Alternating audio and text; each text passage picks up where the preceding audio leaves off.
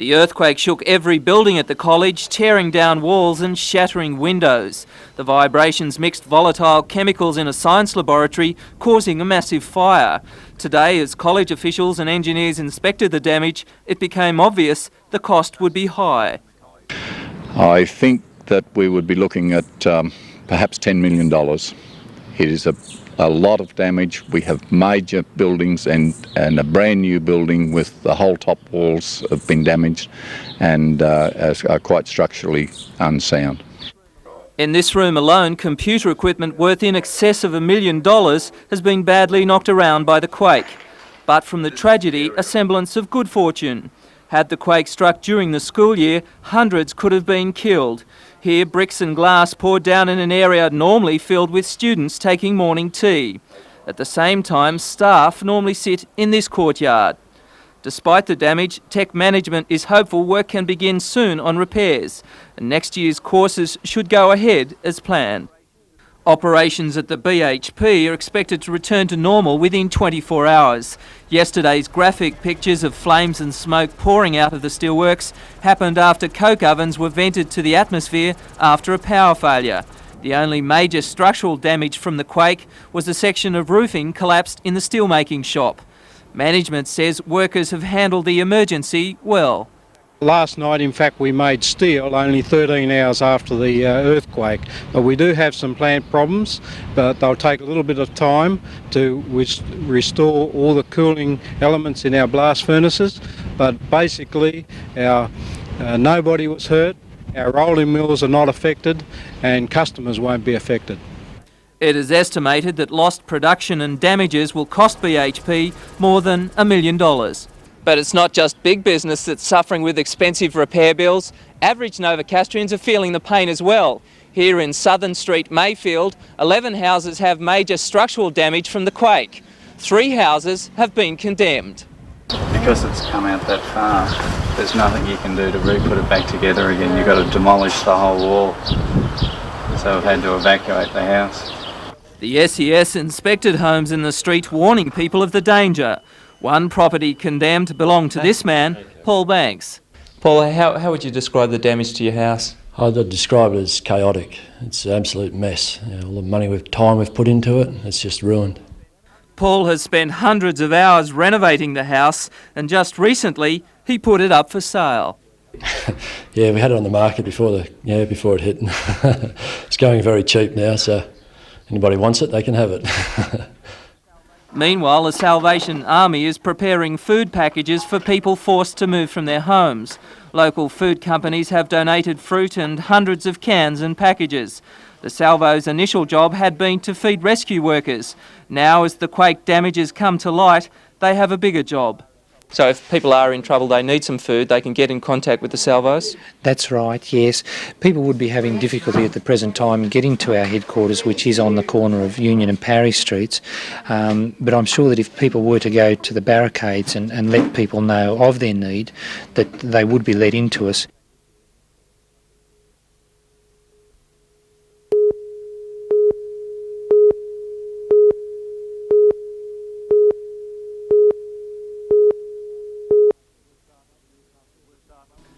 The staff of the Newcastle Workers Club met for the first time since the catastrophe at the Western Suburbs Leagues Club this afternoon. Although a day had passed since nature battered their workplace into chaos, those who lived through it still sat in shell-shocked silence. The club employs 150, 35 were at work yesterday morning, 4 in the Union Street side, the rest in the main entrance areas. One died when the concrete roof caved in, another is among the missing, feared dead. Secretary-Manager Wayne Dean says those who survived were heroic in their response. Our staff worked very, very hard to get people out of the club quickly and safely, and they did an excellent job. They repeatedly came back into the club and got people out that were in difficulties. A lot of people managed to get out of the club by themselves. We were very lucky that not more people were hurt. They risked their own lives by the sound of it. Yes, some people did, because we do believe there were live wires. There was gas escaping. There was debris of a dangerous nature, and many of our staff were more than brave, I believe. Although the western side of the Workers' Club continues to be transformed into a pile of rubble, the older eastern side apparently suffered minimal damage. Mr. Dean says they will rebuild. We'll be able to work our way to setting up a new club. I can't at this stage indicate when this is going to happen, but we're working very steadily to clear the debris.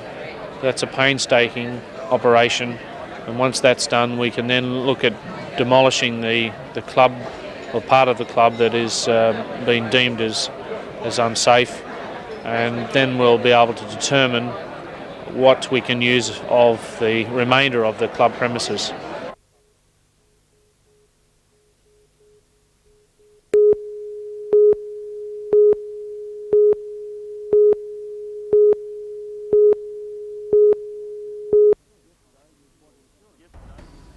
Yesterday is what insurance policies are all about. Many business people and householders more than paid off years of insurance premiums in that one 10-second shake. Surprisingly, perhaps, most standard insurance policies do include earthquake cover, although the insurance companies certainly didn't expect to have to honour that in Newcastle. No, I guess we always look for a storm as being a problem in Newcastle, but certainly not an earthquake. The major insurance companies have extended their office hours and have set up inquiry hotlines. Well, the assessors are being appointed now. We're in the process of doing that today, and hopefully they'll be out first thing next week. Staff have also been brought up from Sydney to help assess damage and process claims. AMP says its situation is typical. As a lot of people are holding off claiming on us because they think that a lot of people are in need, and their need is greater than some of our clients, which is very considerate of them. The full cost of the damage will only become apparent with time. However, the figures involved are already enormous. AMP is preparing itself for payouts of more than $2.5 million to cover its clients in Beaumont Street alone, and it's not the biggest local insurer. Despite the massive figures involved, Stuart Circum says there's no chance the companies will run out of cash. The main thing insurance companies do is watch for catastrophes, try and estimate where catastrophes might be, such as Newcastle, and where possible protect that by insuring themselves with other insurance companies, which evens out the cost to all the insurance companies and makes sure policyholders are protected.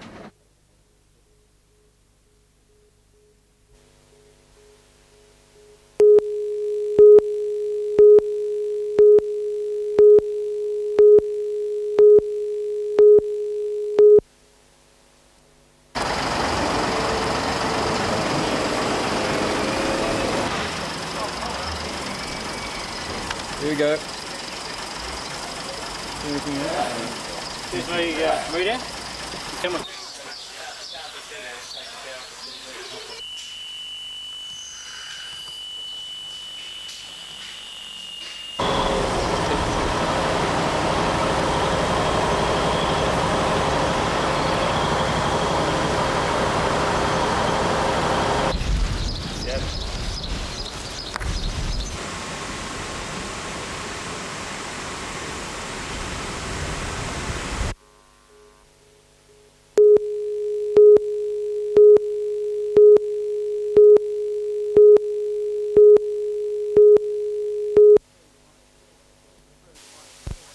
First Light this morning gave rescuers their first chance to take stock and prepare themselves for the job ahead at the Workers' Club. 32 cars were in the ground level parking lot when the top floors fell and compacted upon each other.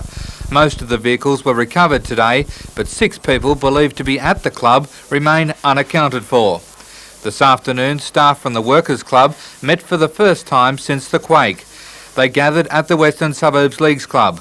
Although more than 24 hours since the quake, many still look shell-shocked. It's believed one club worker died in the collapse, while another still remains unaccounted for. Club Secretary-Manager Wayne Dean had nothing but praise for his staff today. The staff worked very, very hard to get people out of the club quickly and safely, and they did an excellent job. They repeatedly came back into the club and got people out that were in difficulties. The Newcastle city centre still remains sealed off tonight due to a large number of unstable buildings. It's still unclear when workers may return to their jobs. at the junction, and the Junction Motor Lodge remains closed after the quake completely shifted the motel. Nobody was injured as the motel shook, and engineers are still uncertain whether the lodge will have to be demolished or can be safely rebuilt. Across the road and the war memorial fell to the ground, shattering into many tiny pieces. Premier Nick Greiner today toured the worst affected areas of Newcastle and was devastated after visiting the rescue scene at the Workers' Club.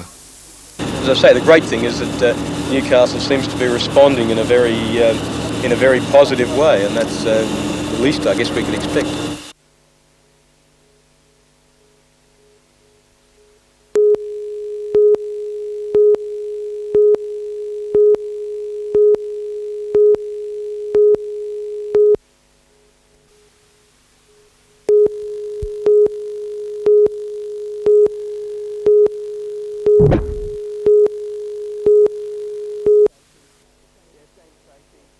Yes, thanks Tracy. The centre of the city is still closed. Police are calling for sightseers to keep out of the way while demolishers go about their jobs. Just a little over 48 hours after the quake, some of Newcastle's famous old buildings are being turned into rubble. Workers began to tear down a section of the Newcastle Public School in Cooks Hill. The school has been in operation for more than 100 years. The old Century Theatre is now just a pile of bricks and dirt. Demolishers are still on the scene and they face weeks and maybe months of work ahead of them. Right, we've got this building here to be down by 2 o'clock this afternoon, then we've got the Broadway Hotel, which is another 3-storey building, to be dropped by late this afternoon, and one in Watt Street, a 6-storey building, to come down on Monday morning, right, on New Year's Day. So the work is just unbelievable here at the present stage of the game.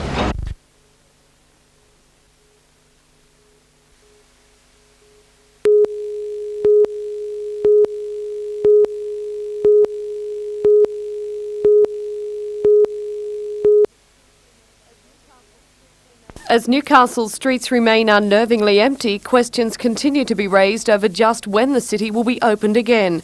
Originally, there was speculation business would be allowed to operate as early as Tuesday, but as the extent of the damage becomes more evident, Superintendent Russ Cook says that may have been far too optimistic. Well, initially the damage was there, but on inspection by engineers there's a lot of damage. The buildings are...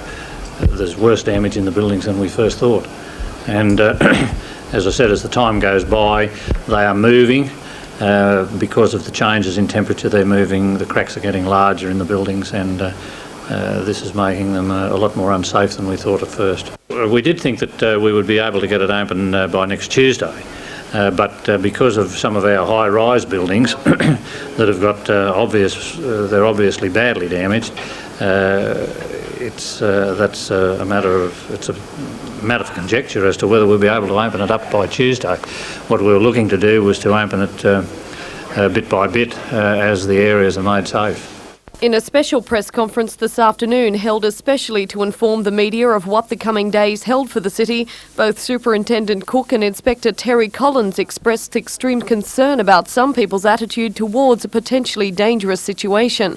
They said police were continually being forced to send sightseers away from the CBD. As well, they said many business folk appeared anxious to get into their stores and clean out stock, but at this stage that was just far too big a risk. But our primary consideration there as well, of course, is the protection of life too. Allowing people to come back into the business district. There's a lot of facades and that on building ready to topple, and awnings ready to fall, and we don't want to see anyone's life in jeopardy as a result of trying to get in too quick to get business open again. We've been getting some problems with sightseers coming into town, and another problem is that there's been some advertisement that for people to come in and clear out their shops. What we're looking for is the owners of premises to come in, firstly to let the engineers into their shops to have a look at them, to assess the damage. And the other one, of course, is to quickly get out essential stuff, or essential property that those people want. As time goes on, the longer it goes, the worse it gets, and it could become more dangerous as the days go by. So that's what we're looking to do, is to get them to come see us and then approach their buildings sensibly and and take their gear out as quickly as possible.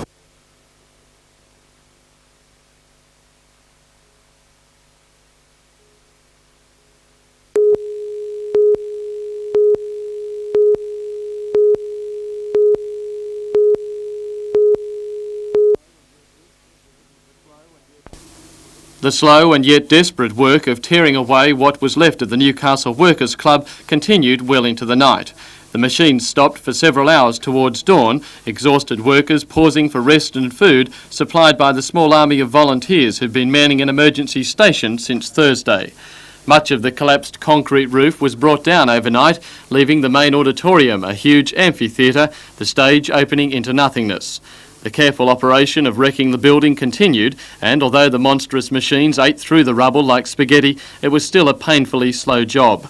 The work was frustrating as there were still enormous slabs of concrete which had to be cleared before the real work of looking for victims could go on.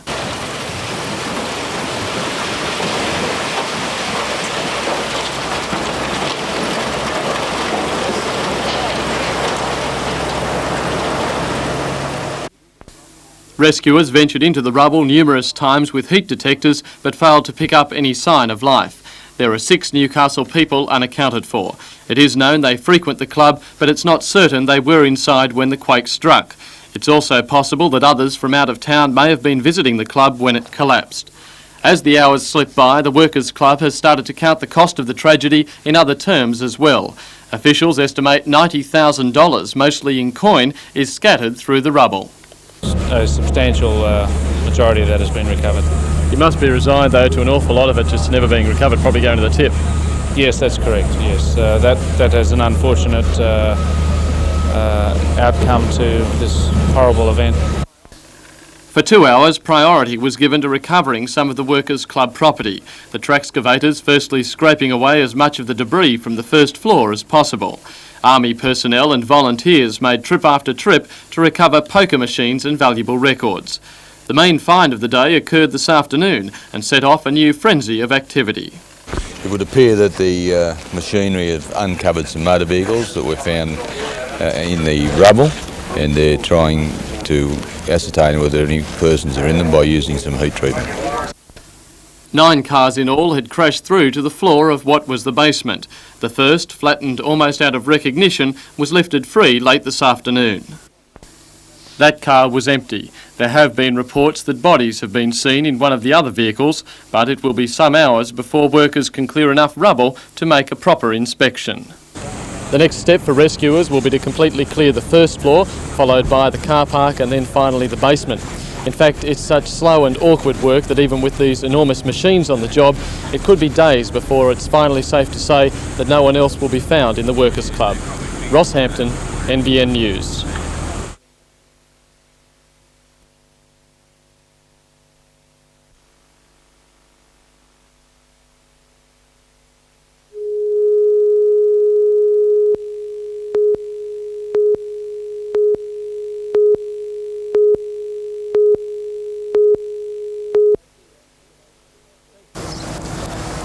Thanks, Tracy, and for the latest we have with us the Lord Mayor of Newcastle, John McNaughton.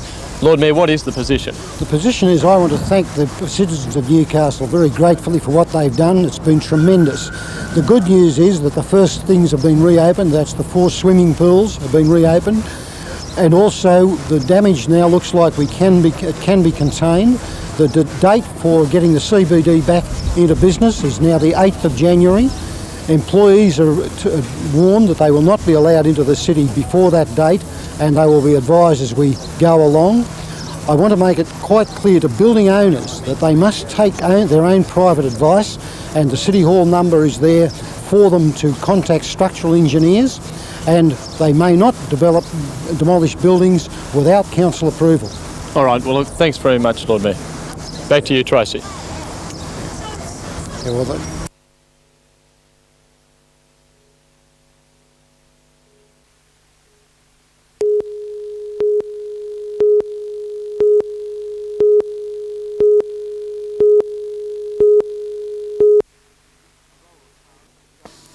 A row of cars discovered late yesterday was the focus of attention last night, the excavators shovelling for hours to clear enough rubble to lift them free. It was a tense wait as it was believed at least one had been occupied, but as the crushed cars swung free, the good news came that all were empty. 10 were dragged from their concrete coffin, 3 others remained trapped. Although the vehicles were empty, rescuers did make the grim discovery of 2 more bodies, both male, in the basement.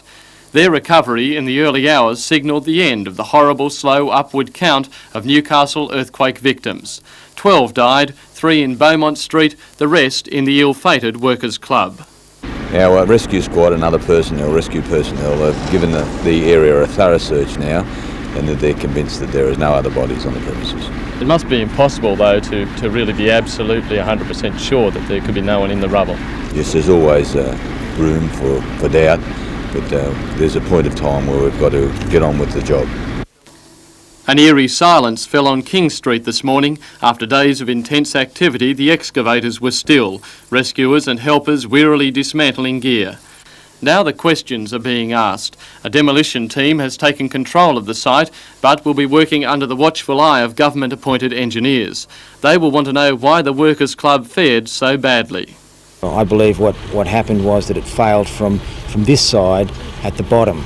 In other words, the bottom of the end wall here gave way and pulled the rest of the structure down. Now, why should that wall give way? Do you think that that's acceptable? Well, I can't comment on that at this point because we haven't been able to uncover exact evidence, and that won't become apparent until the very bottom slab is exposed. From the inside, the freakish nature of the tragedy becomes clear. The western half, crushed by the falling roof, gapes open. The eastern side is almost unmarked, a glass perched where its owner had placed it moments before. The loss of life has been tragic. What could have been, however, is even more sobering. Had the quake struck just hours later, several thousand young people would have been crammed into the auditorium. Had its concrete roof collapsed then, the devastation would have been enormous. The auditorium was the weak point in the Workers' Club structure. The other sections are crisscrossed by walls and are far stronger. The lack of damage in those parts is almost as unbelievable as the destruction just metres to the west. And this is the Chinese restaurant on the top floor in the Union Street side, and as you can see, the damage here is just minimal. In fact, there's only a few plates dislodged and the odd glass knocked over. The Union Street side of the club is now secure. The remainder will come down. We're looking at about 20 hours all up to fold the building in and get to a point where it's separated from the considered safe part of the structure.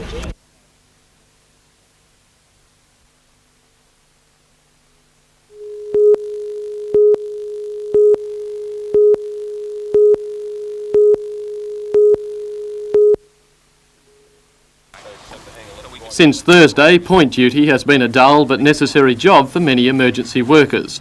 Numerous buildings in the city were badly damaged and police are anxious to avoid any post-quake injuries or looting. However, there has been some confusion about who exactly is allowed through the barricades. The controllers of the rescue work have now clarified the situation. The central business district area and several streets in Hamilton have been defined emergency zones with severely restricted access. Residents of the areas may come and go by showing proof of their address. Others who wish to enter the areas must obtain a pass from a police van at the Broadmeadow International Sports Centre.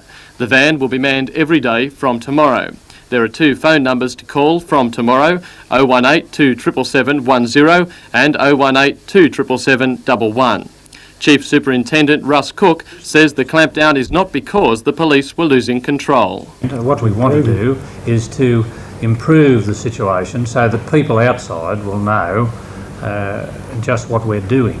We've had a terrific response from the people in Newcastle.